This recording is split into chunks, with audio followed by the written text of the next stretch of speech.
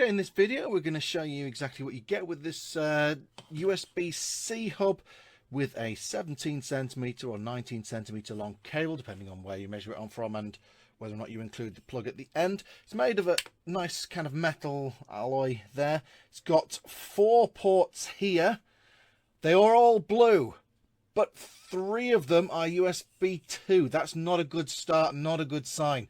Usually when somebody colours it in blue when it's not USB 3, they're trying to hide something. So that's not good. If they're not trying to hide something, they shouldn't be doing that. 1 USB 3 port, we will check the speed of that. You've also got an HDMI port there, power delivery there, and then HDMI again there at the end, just there. So 2 HDMI ports available there. Yeah, let's test those port speeds. So as you can see here, we're testing the USB 3.0 port speed. We're using an SSD, a 10 gigabits a second SSD, so there should be no bottleneck there. It's taken a long time to create the test file. That's not a good start. Well, it has eventually come to the test file, and I'm going to say that I actually accidentally plugged it into one of the USB 2 ports because they're coloured blue. So that's why we're getting USB 2 speeds here of just under 40 megabytes a second. Again, I'm not pleased with that deception. I think it's poor.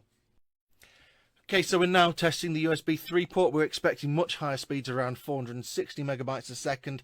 If this is a true USB 3 port, let's see what it gives us. Yeah, 464. So it is a USB 3 port. But again, it's a shame that they're colouring the other ones blue. There's no need for that. Okay, so we're now testing the power delivery port here, and a moment ago I just tested this cable in this power adapter here with a nice big display so you can see what's going on, and it was getting around about 17.7 watts coming through. This is getting 17.4 watts coming through, so that's pretty good, I would say. There's no issue there with that. It's absolutely fine.